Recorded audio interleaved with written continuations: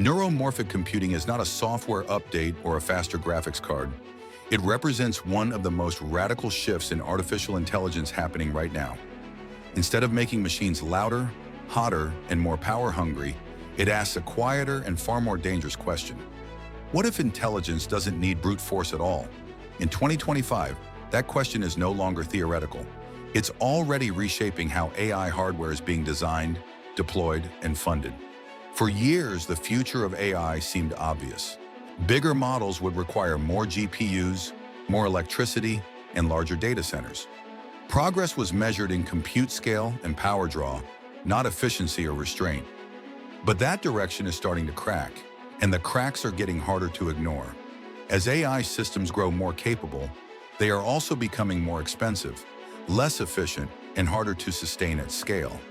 That growing tension sits at the very heart of the neuromorphic revolution, quietly questioning everything we assumed was inevitable.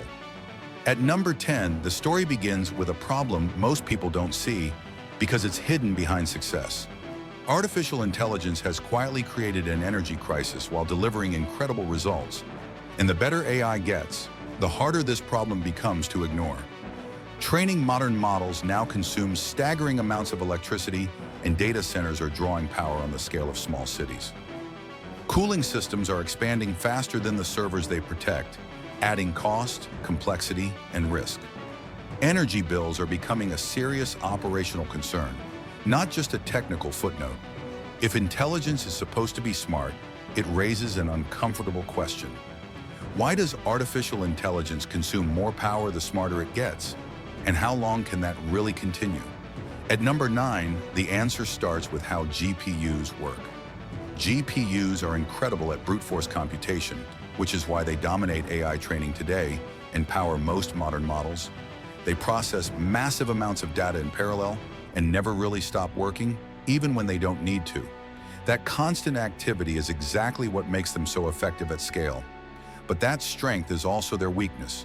GPUs compute continuously, even when nothing meaningful is happening, moving data back and forth non-stop and consuming power regardless of necessity. This design made sense when compute was cheap and efficiency wasn't critical, and when energy costs were easier to ignore. In many real-world AI tasks, however, this approach is massive overkill, especially for systems that must run continuously. And in 2025, overkill is no longer just inefficient, it's financially dangerous. At number 8, biology offers an inconvenient comparison that's impossible to ignore. The human brain runs on roughly 20 watts of power, less than most household light bulbs. Yet it performs tasks that still challenge our most advanced machines. It processes vision, sound, movement, memory, learning, and decision-making simultaneously without breaking a sweat.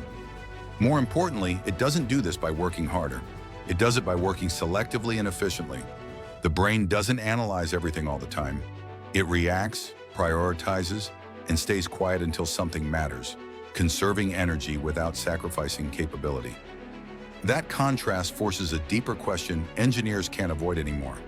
If nature solved intelligence with efficiency and restraint, why did we build artificial intelligence around constant computation? And how long can that approach realistically scale? At number 7, neuromorphic computing answers that question with event-driven intelligence. Neuromorphic chips don't process continuous streams of data the way traditional systems do, and that difference changes everything. Instead, they wait, listening for meaningful change in the environment. Information moves in short electrical bursts called spikes, similar to how neurons fire in the brain. If nothing changes, nothing happens. If something changes, the system reacts instantly, without delay or waste. No spike means no computation, and no computation means no wasted energy. This single design choice quietly overturns decades of computer architecture and makes traditional AI systems feel surprisingly outdated once you notice it. At number 6, the shift becomes obvious at the edge, where AI meets the real world. The future of AI isn't confined to cloud data centers anymore. No matter how powerful those centers become, it's moving outward into cameras, robots, medical devices, vehicles, and critical infrastructure that must operate continuously. These systems need real-time decisions, low latency, and minimal power consumption to function safely and reliably.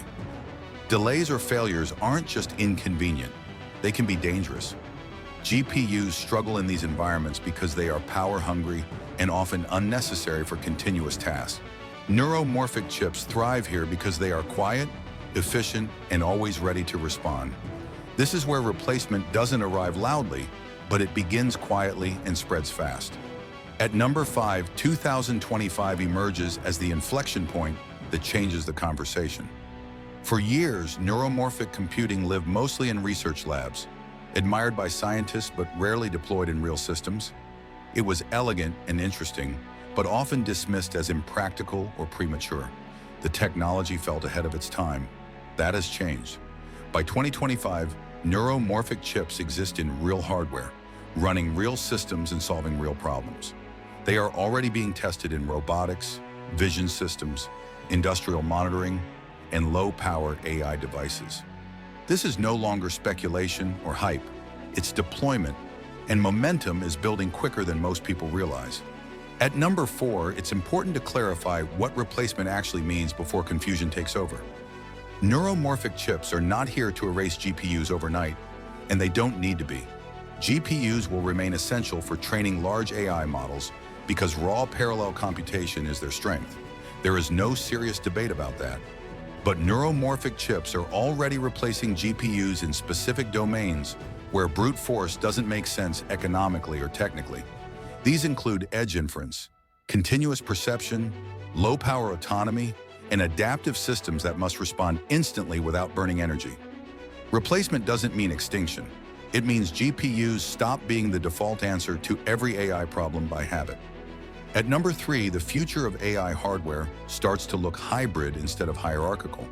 Instead of one chip ruling everything, different architectures specialize in what they do best.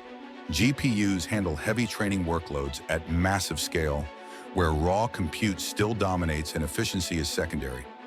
Neuromorphic chips handle perception, response, and efficiency in the real world, where context and timing matter more than volume. One provides muscle, the other provides reflexes. Together, they form systems that look far more like real intelligence than either could achieve alone. This isn't competition for dominance. It's specialization, and specialization is how complex systems survive. At number 2, the real driver behind this shift becomes impossible to ignore. It isn't ideology, philosophy, or academic theory. It's economics. And economics doesn't wait for perfect technology or long research cycles. Energy costs are rising year after year, latency is becoming unacceptable in real-time systems, and privacy concerns are pushing computation away from the cloud and closer to the device itself.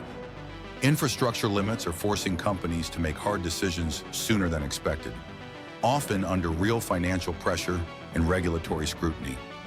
Neuromorphic computing solves problems that are becoming too expensive to ignore. Not just technically, but operationally and strategically. When efficiency becomes a competitive advantage instead of a technical detail, adoption accelerates quickly, and that acceleration is already underway across multiple industries. At number 1, everything comes together into a single unavoidable question. If intelligence in nature evolved toward efficiency, adaptability, and restraint, why would artificial intelligence evolve in the opposite direction forever? Why would thinking machines consume more power as they get smarter, when the smartest system we know does the exact opposite? That contradiction suggests something fundamental is changing beneath the surface, not just in hardware, but in how we define intelligence itself. Neuromorphic computing doesn't promise louder machines or more impressive specifications. It promises smarter ones. Machines that think less, react faster, and waste almost nothing. In 2025, brain-like chips are no longer an experiment or a curiosity. They are a correction and a signal that the direction of AI is quietly but decisively changing. If this video continues to spread, GPUs may not disappear anytime soon, but they may finally stop being the center of the AI universe, making room for systems that value efficiency, adaptability, and intelligence itself as much as raw power. If the future of AI really is about thinking smarter instead of burning harder, this is only the beginning. More breakthroughs like this are already unfolding. If you want to be smarter every day, like and subscribe.